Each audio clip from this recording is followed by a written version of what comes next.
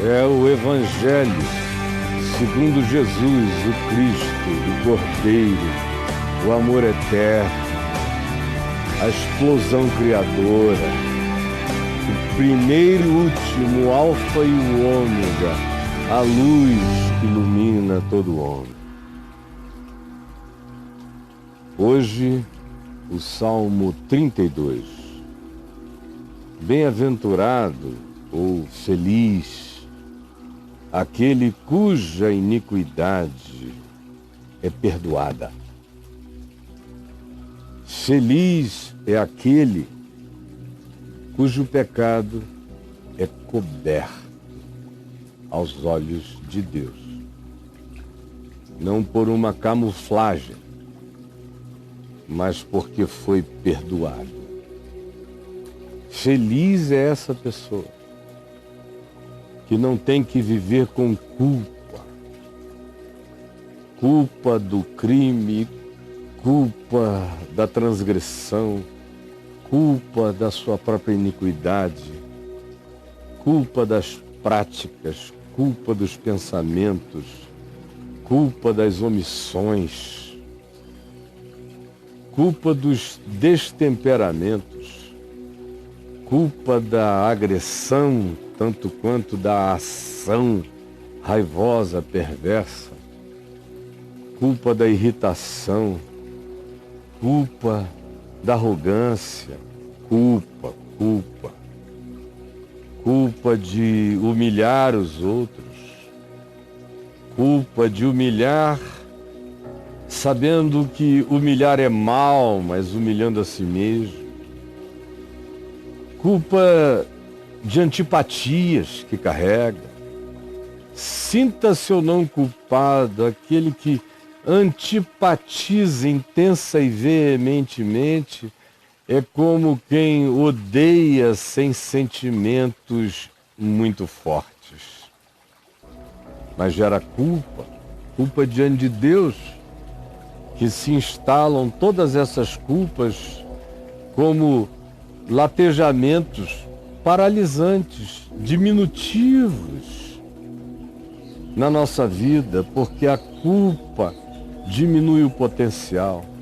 A culpa faz com que a genialidade se encurte. A culpa diminui os anos da nossa vida. A culpa nos faz perder confianças de outros em nós. A culpa corrói, mesmo quando a gente nada sente. Portanto, bem-aventurado é aquele que é livre disso que destrói, que acaba com a gente. Bem-aventurado aquele cuja iniquidade, a injustiça, a iniquidade é aquilo que não tem a equidade, que não tem a justiça. Bem-aventurado é aquele cuja iniquidade, e todos nós temos iniquidades, falta de coerência, de igualdade, de justiça. Bem-aventurado é aquele cuja iniquidade é perdoada, cujo pecado, que é errar o alvo, e que é também o pecado que nasce de escolhas e deliberações, não só equivocadas, mas frequentemente até perversas. Mas bem-aventurado é aquele que por alguma razão misteriosa é perdoado. E essa razão é a graça. Paulo usa esse texto do Salmo 32, ele usa em Romanos, no capítulo 4, versos 7 e 8, falando da graça de Deus, graça que significa favor imerecido, favor que não é justificado por nenhuma forma de mérito. E essa graça nos foi dispensada por causa de Jesus, que foi aquele que, não tendo pecado, se fez pecado por todos nós, de modo que esse homem que sou eu, que é você, cuja iniquidade é perdoada e cujo pecado é coberto, não é perdoado de graça. É perdoado pela graça. Não é de graça porque alguém pagou o preço. Alguém pagou o preço. Por isso não existe graça barata. O preço da graça é a cruz. É o sangue de Jesus. Eu não fui salvo de graça para Jesus. Eu fui salvo pela graça, por Jesus. Pois ele se fez iniquidade, se fez pecado por mim, por você, pelo mundo. Pois Deus estava em Cristo Jesus, na cruz, reconciliando consigo o mundo inteiro, não imputando aos homens as suas transgressões. Portanto, bem-aventurado aquele cuja iniquidade é perdoada por causa de Jesus, cujo pecado é coberto em razão de Jesus ter pago o preço, para que o preço não seja agora posto sobre mim e a mim possa ser imputada a misericórdia de Deus, o favor imerecido. Por isso se continua dizendo: bem-aventurado ou feliz o homem a quem o Senhor não atribui iniquidade, porque ele atribuiu a minha iniquidade a Cristo Jesus na cruz.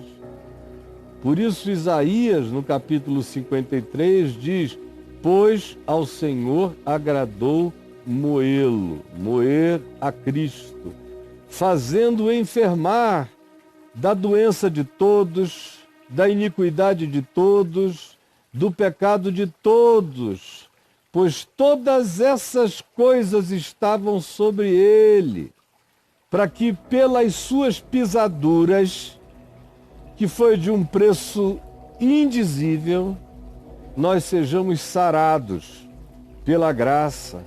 Para Jesus não foi de graça, para que para mim seja pela graça. Bem-aventurado o homem a quem o Senhor não atribui iniquidade,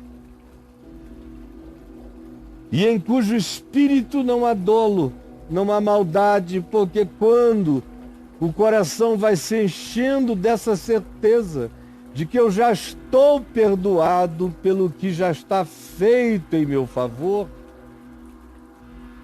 em Cristo Jesus, o meu coração vai perdendo o dolo, vai perdendo a maldade, vai perdendo a iniquidade, vai perdendo a loucura, vai perdendo o destempero, vai perdendo a malvadeza, vai perdendo o direito de botar para fora o que é pior e o que é ruim. Porque a graça que me salva é também a graça que me cura, que tira de mim o dolo, a maldade. Aquele que me perdoa é também aquele que me transforma. Mas para que isto aconteça, eu tenho que participar de maneira humilde e quebrantada nesse processo. Pois se diz: enquanto calei os meus pecados, envelheceram os meus ossos. Não adianta eu fingir que Deus não é.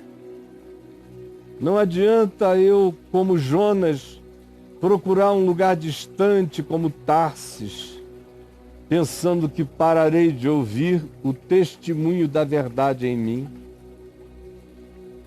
Não adianta fazer como o filho chamado pródigo de um pai que o tinha como caçula, que foi para uma terra distante para praticar seu devaneio, sua loucura, até que os seus excessos, as suas pulsões enlouquecidas e os seus caprichos todos atendidos o empobreceram a ponto de fazê-lo comer com os porcos. No chiqueiro, no terreiro, no babugem. Porque enquanto eu fujo, eu me aproximo mais. Pois o meu pecado me achará, o teu pecado te achará, ele nunca calará. Perturbará você, querendo você ou não. Enquanto eu calei os meus pecados, diz Davi, envelheceram os meus ossos. A gente vai pagando preços altos, somatiza, enfraquecimentos na pele, na carne, nos nervos, nos ossos, no coração, no cérebro. A culpa vai matando, a culpa é câncer crescente, destruindo a alma, o coração e a mente da gente. Enquanto calei os meus pecados, envelheceram os meus ossos, pelos meus constantes gemidos para dia, todo dia para dentro.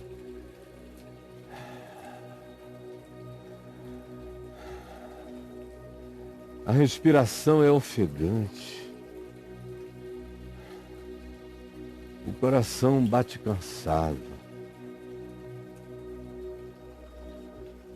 A gente carrega toneladas de angústias e de agonia, mesmo que fique calado, mesmo que não diga nada, mesmo que varra tudo para debaixo do tapete.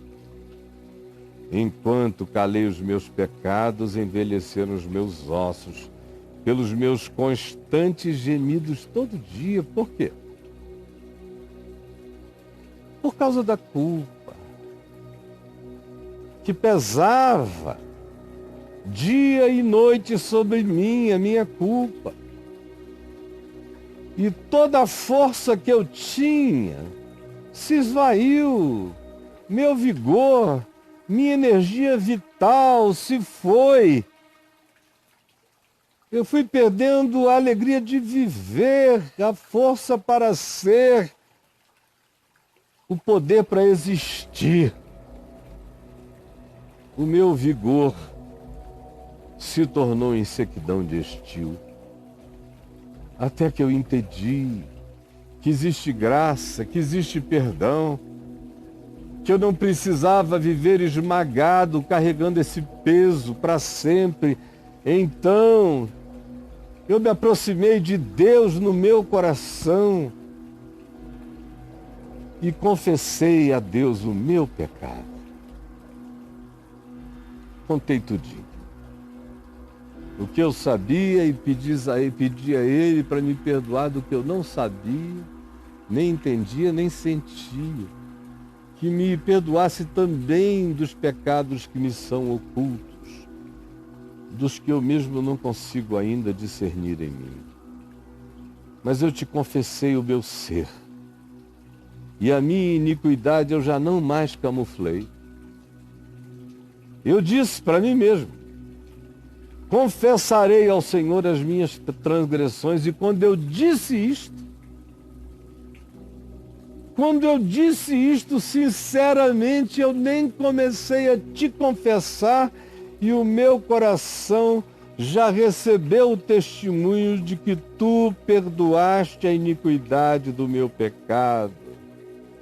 Porque, de fato, tu já tinhas me perdoado, era por isso que eu estava molestado, porque o meu molestamento era trabalho e ação do Espírito Santo, me conduzindo ao quebrantamento, que pudesse me dar consciência do meu pecado e da minha iniquidade e da minha transgressão, para que, convencido deles, eu me voltasse para ti apenas para receber o que tu já me tinhas dado, porque tu já tinhas me perdoado desde antes da fundação do mundo. Eu é que pela transgressão não consigo, graças a Deus, ficar livre do pecado sem a consciência histórica objetiva do teu perdão. Tu perdoaste a iniquidade do meu pecado, bastou eu dizer, confessarei ao Senhor as minhas transgressões, e me veio o testemunho de que já estava feito, pago, consumado em meu favor. Isso quem diz é Davi. Davi, 1000 anos antes da cruz de Jesus se erguer, já tinha a intuição desse Salvador, desse Senhor, dessa graça invisível, dessa misericórdia imprecedente e injustificada, dessa graça não explicável que dá o testemunho do perdão diante do arrependimento, que nasce da própria provocação do Espírito Santo, levando-nos quebrantadamente a enxergarmos-nos diante de Deus, agora com a confiança de que a sua misericórdia vai de eternidade a eternidade e jamais deixará de vir sobre mim, porque a misericórdia triunfa sobre o juízo. Ora, Davi diz, sendo assim, quando alguém compreende isto,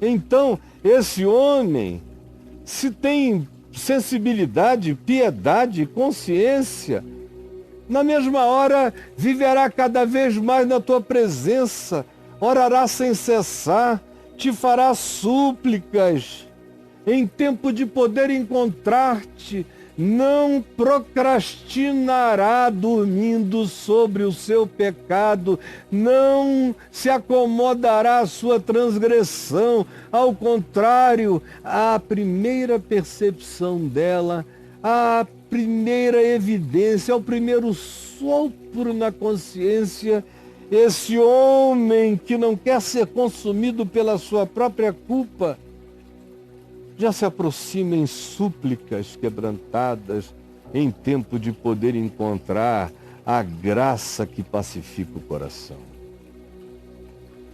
Com efeito, todo mundo passa por problemas. Portanto, quando transbordarem as muitas águas que vêm para todo mundo, elas virão, mas não atingirão, porque a mente dele está acima das tempestades e dos dilúvios da existência, porque ele é um ser humano que vive perdoado, vive perdoado, vive perdoado. Vêm as tempestades da dor, da morte, das perdas, da tristeza, do desemprego, ele corre atrás do dinheiro, ele busca qualquer que seja a necessidade, ele trata da saúde sem culpa, tudo sem culpa, sem pensar que o desemprego é uma maldição de Deus, sem pensar agora que a doença é uma punição divina. Não, ele passa pelas águas com a cabeça acima, para fora das águas, porque nele já não há mais o dilúvio da culpa, ele não é mais coberto pela transgressão. Ele respira, a mente dele já está posta nos lugares celestiais de confiança em Cristo Jesus. Portanto, quando vierem as calamidades, quando transbordarem as muitas águas, não o atingirão. Quem tem essa experiência afirma assim: tu és o meu esconderijo. Tu me preservas da tribulação. Não é porque as tribulações não me atinjam, é porque em me atingindo não me perturbam. Porque a minha mente aprendeu a sofrer em paz. Como um homem perdoado. Tu és o meu esconderijo, tu me preservas da tribulação e me cercas de alegres cantos de livramento. Mesmo no meio da tribulação, existe um louvor estranho e inexplicável e que excede a todo entendimento, cantarolando graças de esperança no meu coração. Então diz Deus, a quem queira ouvir, a quem não tenha tido ainda este entendimento, diz o Senhor, instruir-te-ei e te ensinarei o caminho em que deves seguir, para que tu não vivas voltando para o ciclo da iniquidade, da culpa e da transgressão. Aprende o caminho, o meu caminho. Sob as minhas vistas, se tu tiveres consciência da minha presença, tu ouvirás todo dia o meu conselho, a minha sabedoria, o meu sentido de viver.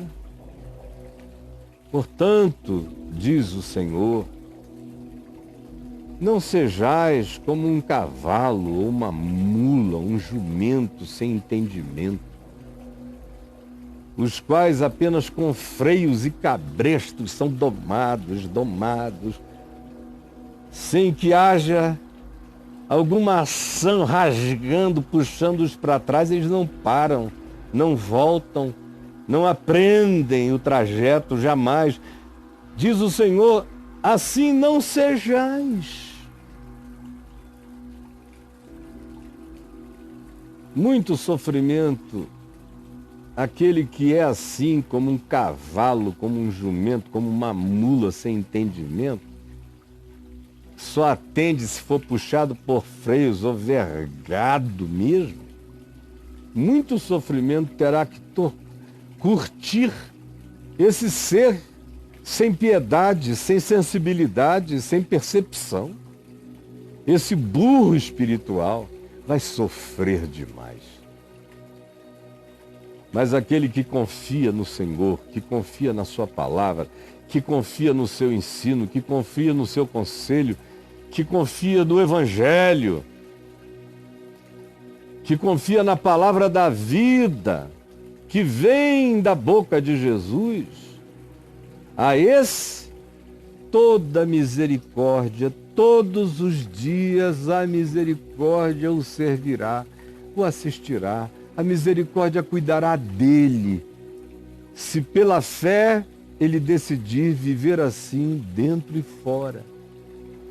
Todo dia crescendo e buscando crescer nessa direção, buscando o conselho da vida segundo o Evangelho. Portanto, quem assim crê, quem assim entendeu, faça como aqui se conclui. Alegrai-vos no Senhor. Regozijai-vos, ó seres justificados pela fé, por esse entendimento da graça de Deus em nosso favor, porque só é pela graça, porque para Jesus não foi de graça. Para que para mim o preço já esteja pago.